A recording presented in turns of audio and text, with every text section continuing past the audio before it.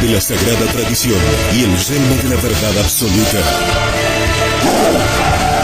Está transmitiendo la voz de la tradición católica. Radio Cristiandad, en el 97.1 de la frecuencia modulada.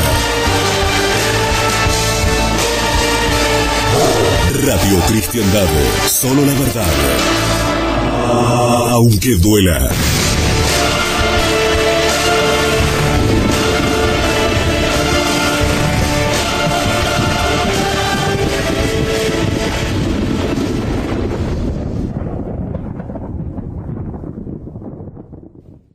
En primer lugar, quiero decirles que el próximo domingo no va a haber misa, pues tengo que ausentarme por razones de fuerza mayor y no estaré a tiempo el domingo.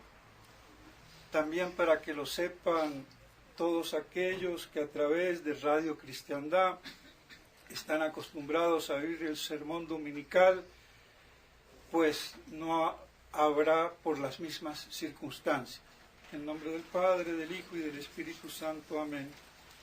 Amados hermanos, en nuestro Señor Jesucristo, nos encontramos en el tercer domingo de Pascua, la Pascua, que es ese gran paso de nuestro Señor, su paso por este mundo, su paso por la muerte, y también prefigura nuestro paso a través de este efímero mundo, sin considerar bueno o malo, aunque sabemos que el mundo, como antagónico de Dios y de la Iglesia, por el espíritu del príncipe que reina este mundo, Satanás, es malo. Pero las cosas buenas del mundo, que son buenas porque Dios las ha hecho, por muy buenas que sean, son pasajeras. Todo en este mundo es pasajero, contingente, pasa, es caduco, nada permanece en el ser. Eso es lo que quiere decir contingencia, y no como la medio filosofía premodernista pensaba, posibles. Lo contingente es lo que no permanece. Y aquí un breve paréntesis, por ejemplo, para Santo Tomás, las estrellas, los astros, no eran contingentes, porque no podían perder su estructura esencial, su forma, y eran permanentes. Y sin embargo, no eran contingentes según el lenguaje de Santo Tomás. Eso para que vean cómo a veces los que se dicen filósofos y tomistas de lo contingente, ni idea de qué dice Santo Tomás de Aquino. Cierro el paréntesis. Entonces, efímero mundo pasajero. Estamos de paso hacia la patria eterna, la bienaventurada y dichosa gloria en el cielo, contemplando a Dios.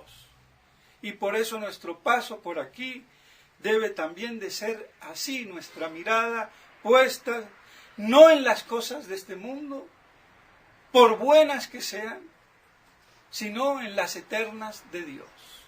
Ese es el espíritu católico. Todo otro espíritu es una transigencia o combinación de quererle poner una vela a Dios y otra al diablo o al mundo, donde él es el príncipe y el rey, y que cada vez gobierna y subyuga más por la apostasía del hombre y de los hombres de iglesia en primer término y lugar. Pues bien, así nos encontramos en este tercer domingo y nuestro Señor viendo a sus apóstoles tristes porque veían lo que pasaba, esa angustia, les dice, para mitigar esa tristeza ante su inminente pasión, que un poco de tiempo y no le verán, y otro poco de tiempo y lo volverán a ver, porque se va al Padre.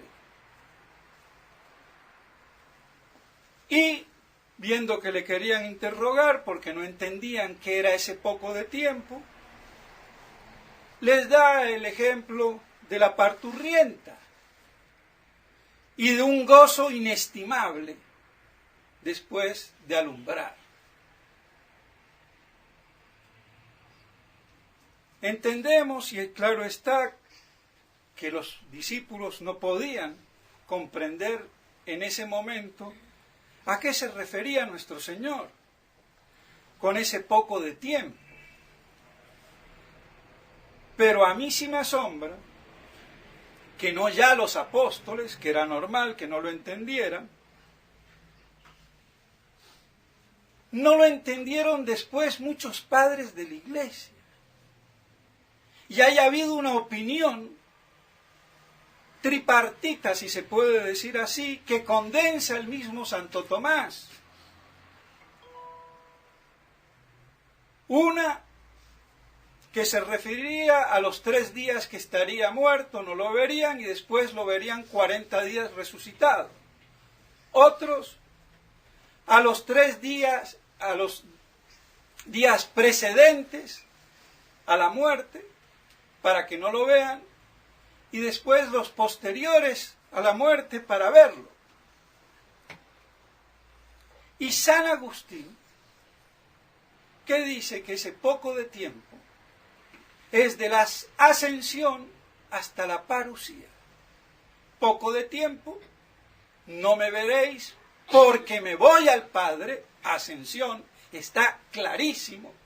Y después me volveréis a ver porque vuelvo una segunda vez, dogma de fe, parusía.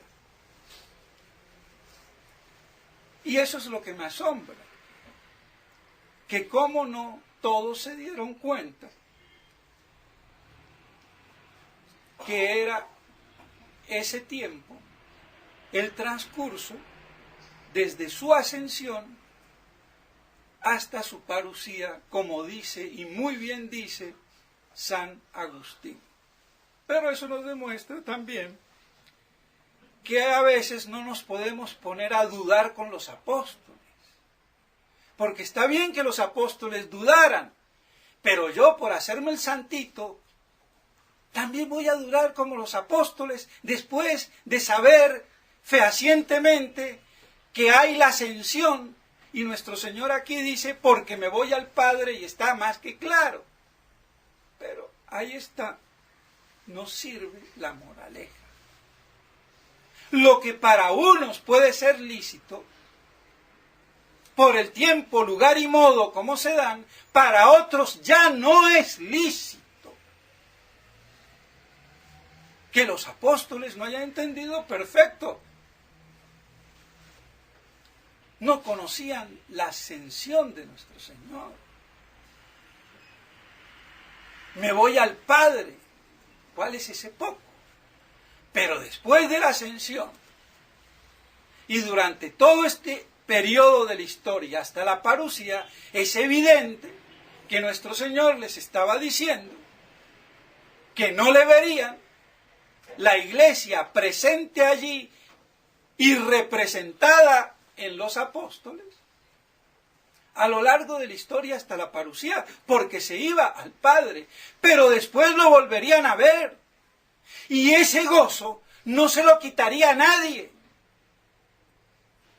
ni aun el gozo pasajero que tuvieron con la resurrección, que les duró 40 días.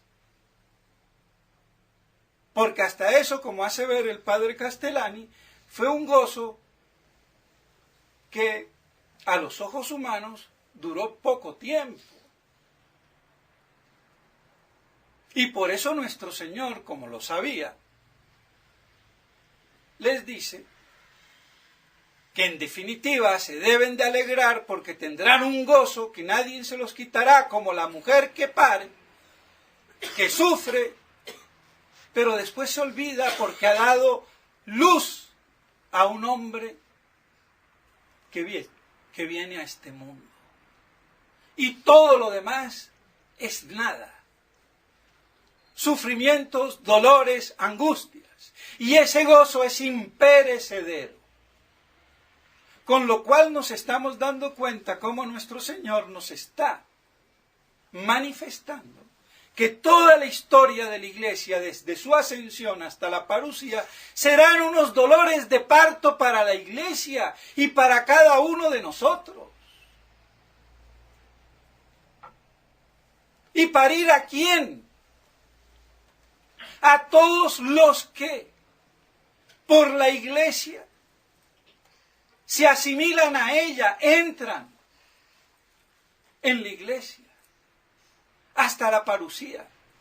Y que esos dolores de parto serán peores, como lo son, al estar más próximo el evento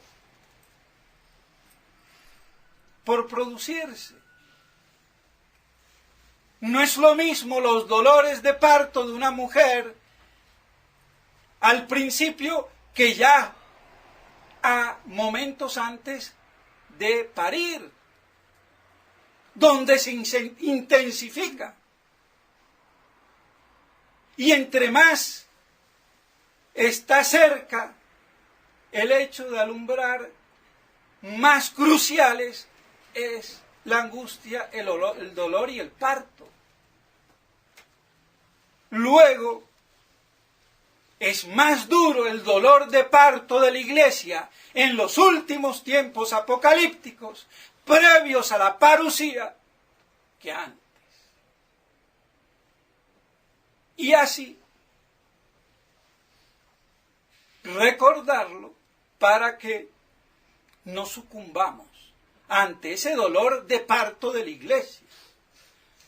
Y el gran parto, no solamente de todos los que entren, sino de los que deben entrar, incluido la conversión del pueblo elegido, de los judíos, que son dolores de parto apocalíptico, parusiaco, y por eso están en el filo de la historia, al borde, quizás en el preciso momento en que se produzca la parusía, viendo bajar a aquel que crucificaron y mataron por deicidas. Y ante eso se conviertan, no antes, porque antes estarán a la cabeza como lugartenientes de Satanás, aupando al anticristo político y religioso. Tremendo.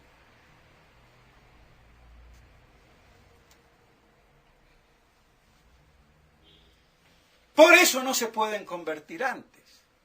Porque si se convertirían antes, no habría anticristo religioso ni político.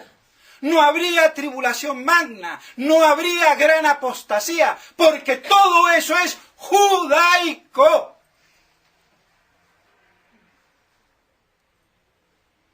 Bajo los influjos de Satanás, su padre. O sea que hasta que no haya esa confrontación y ese culmen del misterio de iniquidad, no habrá parusía, ni habrá conversión del pueblo como tal. Y por eso los intérpretes dicen, bueno, será una parte o otra parte no. No, todo el pueblo como tal. Aquí no hay partes.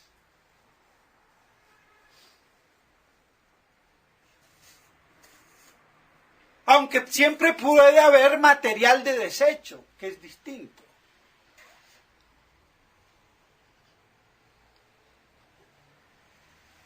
Pero la conversión es total, no de una parte. El misterio, eso es uno de los grandes misterios, de los 5 misterios de los que nos habla San Pablo.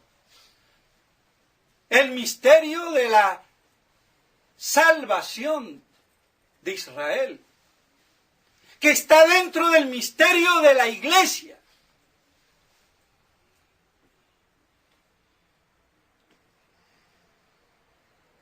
Y que está dentro también de ese misterio de la resurrección y de la vida.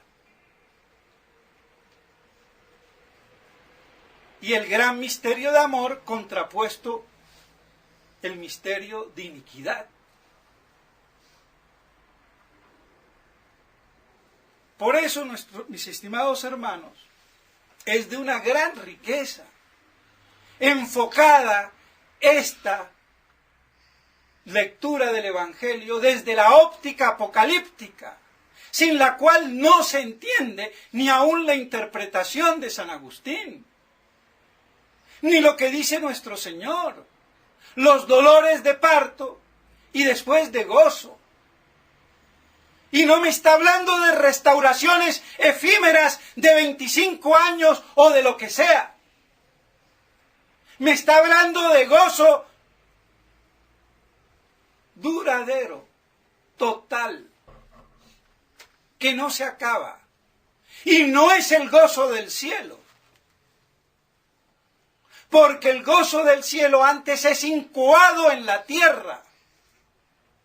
Cuando nuestro Señor ponga todo bajo sus pies y haya una iglesia unificada de los judíos convertidos y de los gentiles fieles, y un solo pastor y un solo rebaño. Pero lamentablemente esto no se ha predicado así en la iglesia. Claro, no eran tiempos quizás tan apocalípticos como los nuestros, pero ahora, ¿quién lo va a negar? Y el que lo niegue,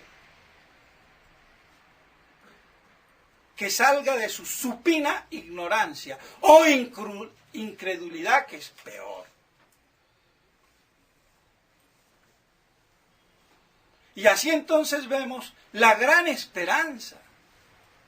La iglesia parturrienta y con dolores de parto sin mitigación.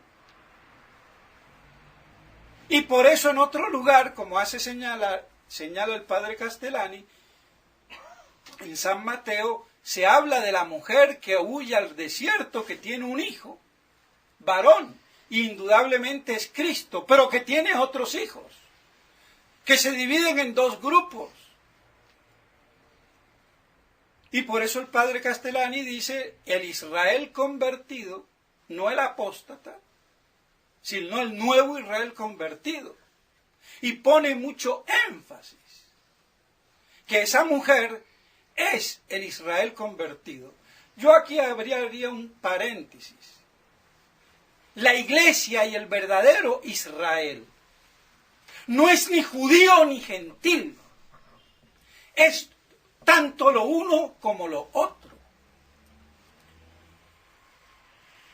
Que haya una primacía, una preferencia, eso es otro cuento. Como hijos son todos, aunque hay un primogénito.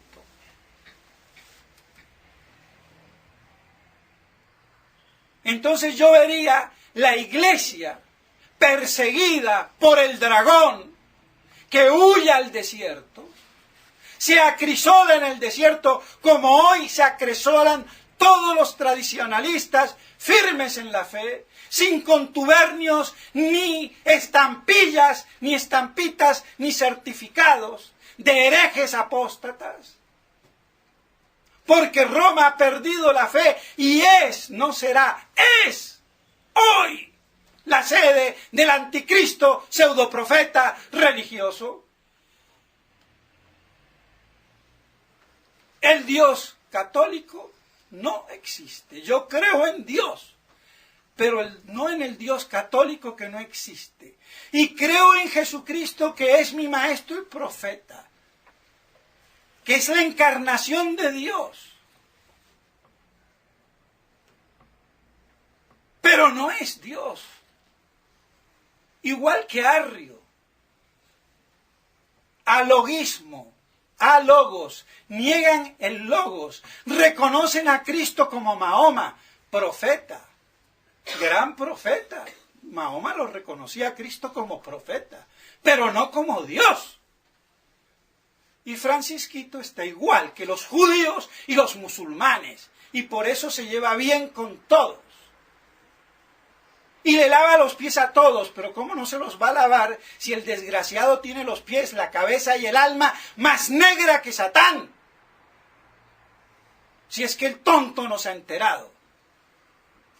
Pero más imbéciles son los que van a Roma corriendo o caminando o andando.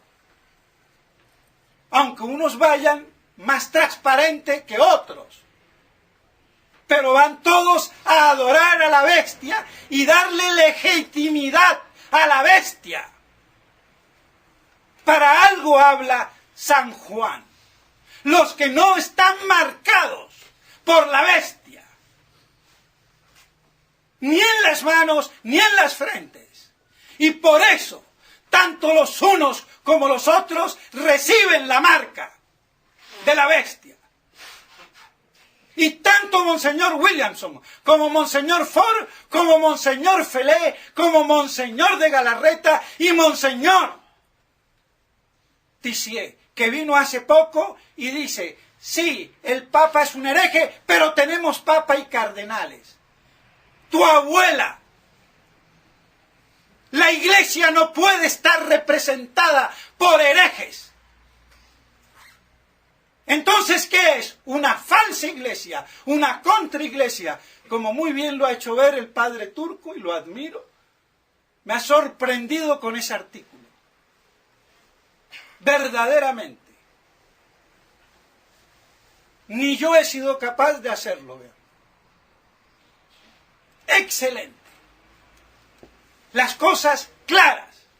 Y si yo no distingo la Iglesia Católica reducida a un pequeño rebaño y la confundo con la falsa iglesia del anticristo religioso pseudoprofeta, estoy frito.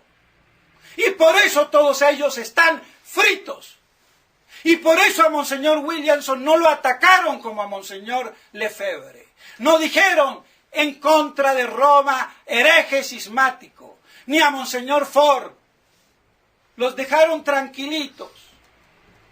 Simplemente una esquela muy protocolaria y suave. Están excomulgados por el derecho y punto. Pero no recalcaron tintas, porque todos pagan tributo, reconocen legitimidad y no dejan la posibilidad de lo contrario, que es la que se impone teológicamente. Porque aquí falta teología, sapiencia e inteligencia. Y que los dominicos de Abrillé, si son verdaderos discípulos de Santo Tomás, que no usen la inteligencia para decir disparates y utilizar a Santo Tomás de pantalla, porque Cayetano en esto está igual que Suárez, que era el gran antitomista. Entonces no vale para esa tesis decir el gran Cayetano tomista, porque tenemos a Suárez que decía lo mismo y no era tomista sino antitomista. Entonces, ¿en qué quedamos? Y que tampoco fue tan grande, intelectual y metafísicamente hablando, porque comenzó bien y se desvió. Pero no voy a entrar en esa disquisición filosófica que tiene 500 años.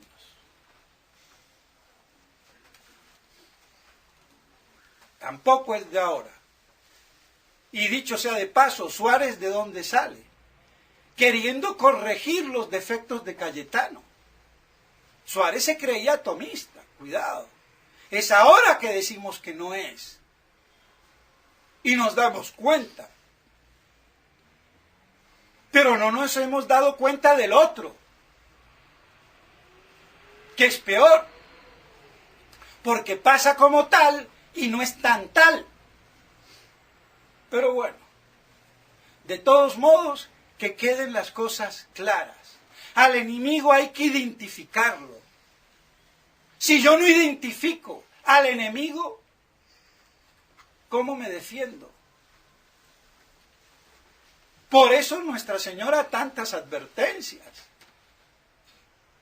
Nuestro Señor. Pero es que nosotros somos cazurros, cabezas duras. Estamos peor que los fariseos. Hemos hecho del clericalismo farisaico dogma de fe. Decía ya el padre Castellani. Es peor ir contra el poder de ese clericalismo alto, incluso el bajo, de acuerdo a la categoría. Es más fácil decir que hay 4 personas en la Santísima Trinidad, Padre, Hijo, Espíritu Santo y el Obispo, yo pondría, y de Roma, el Papa, que nadie diría nada. O la 4ª virtud teologal, fe, esperanza, caridad y obediencia. 4ª virtud teologal, y en primer lugar, obedece y te salvas. Si obedezco a Dios, pero si obedezco en contra de Dios, tu abuela que te salvas. Y no es virtud teologal. Aclaremos. Pero si eso decía ya, y por eso era tan anticlerical el padre, que cuando yo lo fui a ver por primera vez, ya tenía la sotana, le tendí la mano y no me la dio. No me sorprendió mucho, aunque me disgustó un poco, pero dije, está pintado aquí. Pero ¿qué pasa? Es que él veía en ese clericalismo todo el fariseísmo hecho dogma. Y por eso dice, hay que ser un poco anticlerical para salvar el alma. Y yo no diría un poco, muchísimo, porque eso no es clericalismo. Bueno, es malo. El clericalismo viene cuando se mangonea en el nombre de Dios, manipulando las almas en beneficio propio, como hace el mercenario. Eso es fariseísmo. No están por el bien común, por apacentar y morir por las ovejas. Son unos mercenarios. Y claro, una jerarquía divinizadas en sus personas. Ni las toques porque te va mal. Después di lo que sea, pero eso es sacrosanto, como la Trinidad. Y peor, metidos dentro de la Trinidad, porque la Trinidad está en el cielo y yo, Papa, Obispo, el representante de Dios en la tierra como Papa, y los obispos más abajo. Entonces, lo que yo diga, soplo, y es un simple y miserable eructo, y es soplo del Espíritu Santo. Es increíble. Y la infalibilidad no es cualquier eructo del Papa. Es el eructo dogmático, ex cátedra. Pero no cualquier flatulencia. Es soplo del Espíritu Santo. Nosotros no somos como los egipcios de la época del faraón, Tutankamón o Montezuma, divinidad o rey divino, tu abuela. Somos católicos, apostólicos y romanos. Esa autoridad de la mente pagana que endiosa lo humano para dejarse someter en el orden político-social y aún en la iglesia es erróneo. Lo repito 1001 vez, la única persona humana es Cristo. Toda otra persona fuera de Cristo no es divina. por mucha investidura divina que se tenga, en sus niveles grados, porque hasta yo tengo investidura divina como sacerdote de Cristo, ordenado en la fe, que digo, ordenado en la gracia de unión hipostática. ¿Qué más quieren? Y más un obispo y más un papa, muy bien. Pero no son personas divinas, son hombres de carne y hueso. Y en el cielo no hay 200 ni 300 papas, no hay ni uno, ni San Pedro es papa en el cielo. Entonces dejémonos de papolatrías imbéciles, de paganos medio cristianizados. No sigamos defendiendo la monarquía real con conceptos de monarquía feudal. Y no me voy a extender a explicarlo, otro día lo diré. Porque el feudo es donde yo señoreo y soy la ley, es mi feudo. Y si una nobleza gobierna así y un rey gobierna así, será muy monarca y muy noble, pero son feudales, paganos. No son monarcas ni nobleza real, donde ya no es el rey el que gobierna como un señor sobre su feudo y él es la ley, sino que la ley está por encima, que es muy distinto. Esa es la gran diferencia histórica entre la monarquía cristiana francesa y la monarquía cristiana española, de la cual nosotros somos descendientes. Y por eso España todavía hoy es el único pueblo del mundo que es monárquicamente cristiano, aunque ahora está muy corrompida la cosa. Pero así todo quedan los parámetros.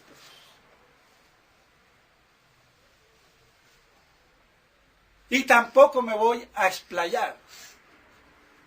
Pero vemos cómo de todo esto hay mucha miga. Pues bien, mis estimados hermanos, que así entonces, ese poco de tiempo, estos 2000 años, entre Ascensión y Parucía, poco más, poco menos, porque 4000 de Antiguo Testamento, 2000, ya van 6, y después me falta 1000 del milenio para hacer la semana de 7 días. Eso era lo que pensaban muchísimos santos padres. Y ahora ni padres ni santos hay. Así que, de todos modos, esos 2000 años, poco más, poco menos, de historia, dolores de parto que se intensifican, y vemos si no se intensifican hoy, qué división no hay. No hay cátedra. ¿Y cómo va a haber cátedra si no hay sapiencia, inteligencia, teología, doctrina? No hay. Es lamentable. Y si los hubiera, yo no tendría que hablar así. Tendría que ser un obispo. ¿Y a dónde están? Ninguno da la talla. Y que salte alguno por ahí con su verdadero rostro y cara, no con imbéciles de segunda o con blog de segunda, que lo firmen. Monseñor fulano de tal. A ver cómo le va.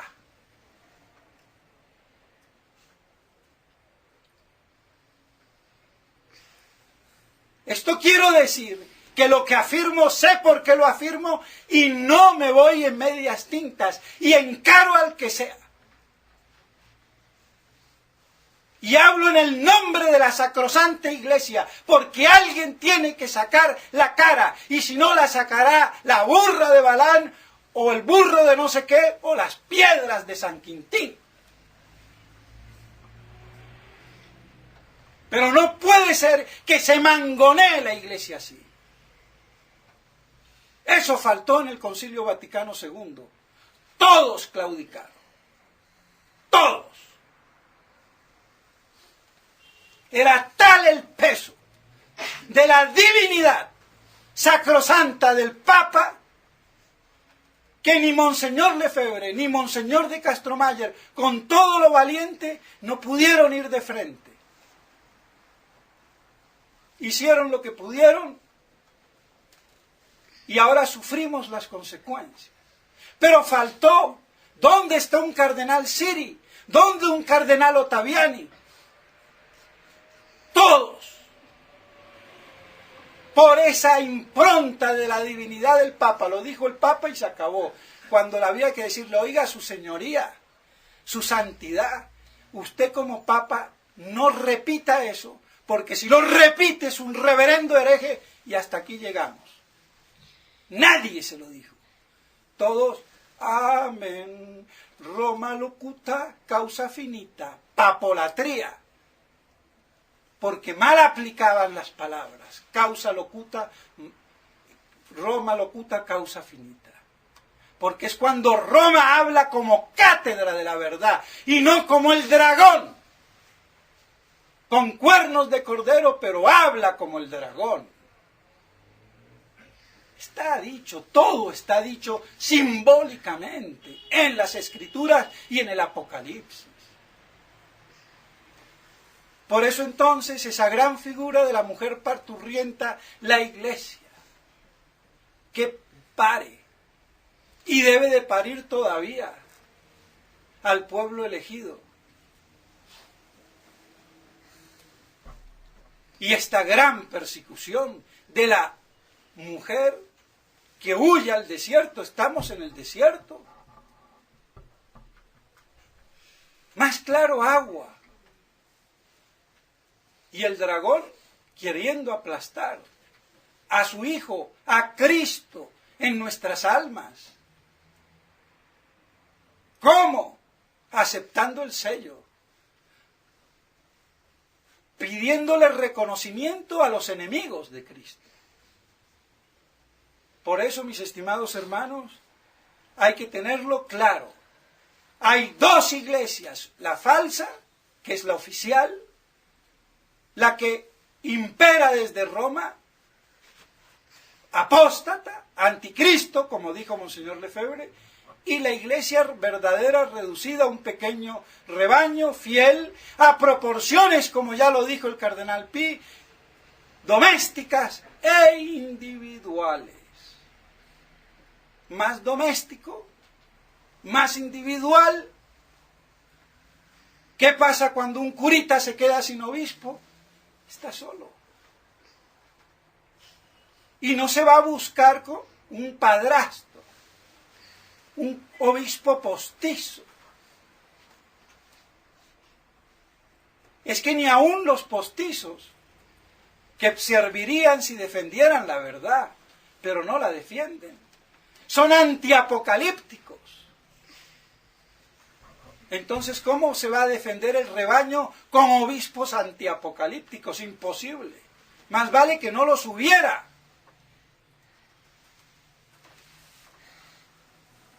Entonces, ¿qué pasa? Soledad. Y bueno, no es normal, y claro que no es normal. Pero Dios sabrá por qué ha permitido todo esto y por qué nos lo ha dicho. Cuando yo vuelva encontraré fe en la tierra. ¿Cómo va a encontrar fe con lo que está pasando? Lo normal es que no encuentre prácticamente fe. Y eso ya lo dijo. Entonces, mis estimados hermanos, que podamos sobrellevar estos dolores de parto pensando como la madre que todo eso es nada cuando dé a luz, dando vida a un hijo. Y eso vale más que todo lo que se ha podido sufrir. Esa es la gran esperanza y ese gozo que nos promete nuestro Señor para que cuando Él venga, el día de su parucía, restablezca todas las cosas. En nombre del Padre, del Hijo y del Espíritu Santo. Amén.